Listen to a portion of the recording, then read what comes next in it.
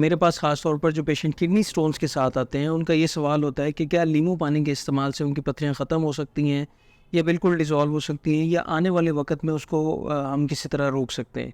तो आज हमने इसी टॉपिक के ऊपर बात करनी है। अस्सलाम वालेकुम, वेलकम टू यूरोडॉक्स में डॉक्टर हारिस। मेरा नाम डॉक्टर मोहम्मद सदीक हारिस है और मैं एक कंसल्टेंट यूरोलॉजिस्ट हूँ।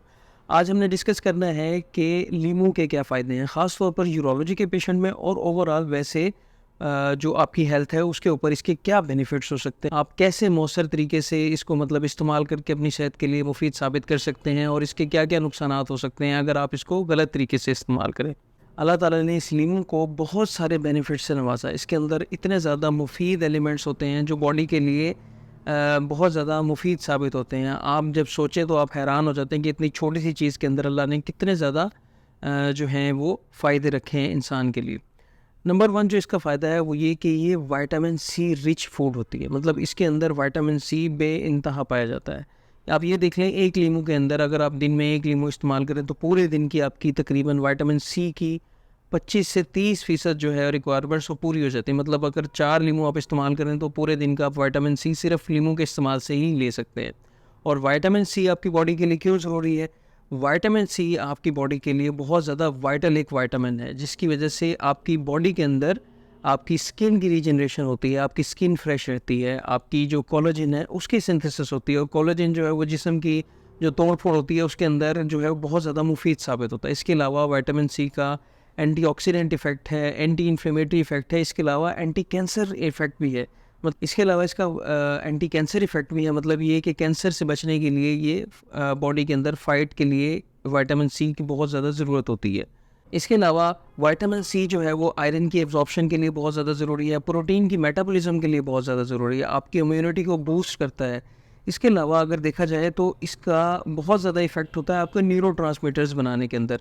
न्यूरोट्रांसमीटर वो हार्मोन होते हैं जैसे डोपामीन, सेरोटोनिन, जो दिमाग से निकलने वाले हार्मोन होते हैं और पूरी बॉडी के ऊपर उनका इफेक्ट होता है।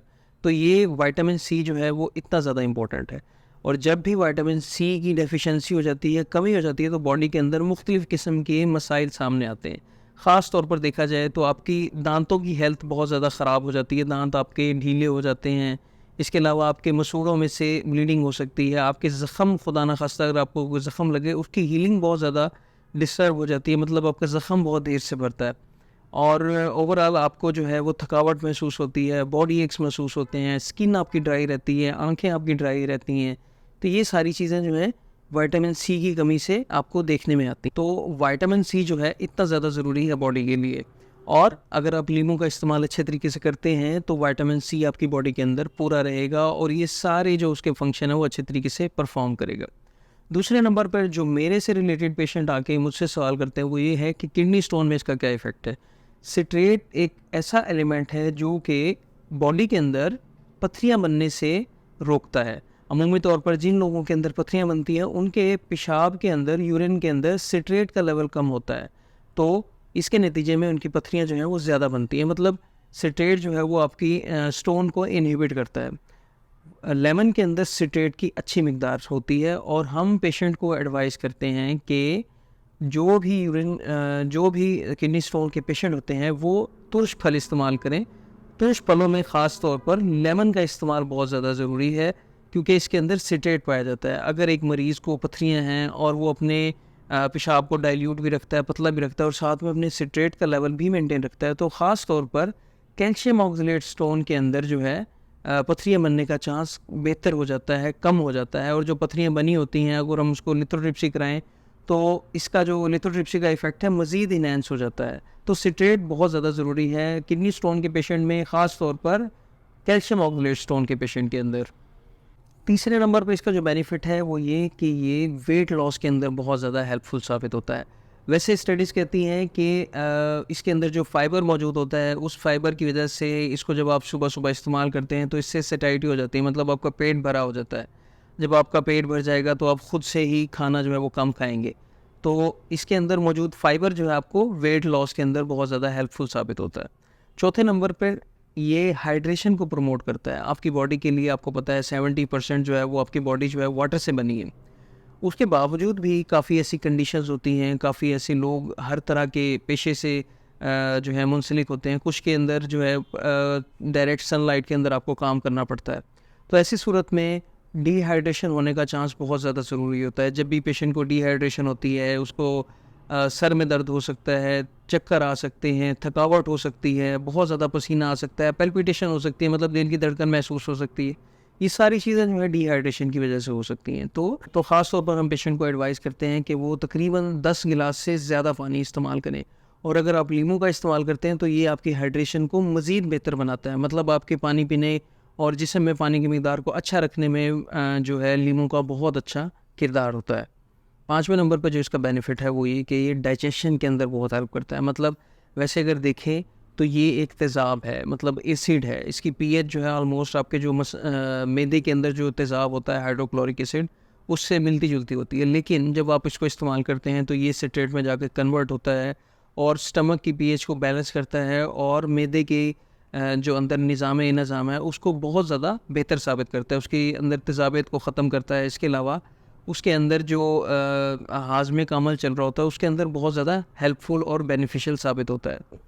इसके अलावा इसके अंदर फोलेट मौजूद होता है। इसके अलावा विटामिन्स और भी मौजूद होते हैं, जैसे विटामिन B1, B2, B5, ये सब विटामिन्स जो हैं लेमन के इस्तेमाल से आपकी बॉडी के अंदर नॉर्मल रह सकते हैं। नेक्स्ट जो इसका बेनिफिट है वो ये कि आपकी इम्यूनिटी को बूस्ट करता है, मतलब आपके जो मुदाफ़ाती निज़ाम है इसको बेहतर बनाता है। तो ये ऐसे पेशेंट जिनके अंदर ख़ास तौर पे बीमारियां चल रही होती हैं तो उनके अंदर नींबू का इस्तेमाल बहुत अच्छा होता है, क्योंकि आपके अंदर ये जो बॉडी के अंदर फाइटिंग सेल्स होते हैं जो आपकी मुदाफ़ाती निज़ाम बनाते हैं उसको इन्हेंस करता है, उनको फंक्शन करने में बहुत ज़्यादा हेल्प करता है। इसके अलावा इसके अंदर पोटाशियम का बहुत अच्छा लेवल होता है जो बॉडी के लिए बहुत ज़्यादा ज़रूरी नमकियात है। उनमें से एक मेजर नमकियात जो होता है वो पोटाशियम होता है, तो ये आपकी बॉडी के अंदर पोटाशियम के लेवल को भी बरकरार रखता है। इसके अलावा इसके अंदर एंटीऑक्सीडेंट और एंटी इन्फ्लेमेटरी प्रॉपर्टीज़ होती हैं। एंटीऑक्सीडेंट क्या होते हैं? ये वो चीज़ें होती हैं जो आपकी जिस्म के अंदर जो ऑक्सीडेटिव स्ट्रेस है, जो तोड़ फोड़ की वजह से हो जाता है, उसको ख़त्म करती हैं और बॉडी को फ्रेश रखने में, रिजुविनेट करने में बहुत ज़्यादा हेल्पफुल साबित होती हैं। एंटी इन्फ्लेमेटरी का मतलब ये है कि आपकी बॉडी के अंदर कहीं पे भी सोजिश होगी तो उसके अगेंस्ट काम करेगा और सोजिश को ख़त्म करेगा और जितना जल्दी हो सके आपको हेल्दी फील कराएगा। इसके अलावा लेमन जो है वो आपके स्लीप डिस्टर्बेंस जो होती है उसके अंदर भी हेल्पफुल साबित होता है, आपको अच्छी नींद को एंजॉय कराने में बहुत ज़्यादा हेल्पफुल साबित होता है।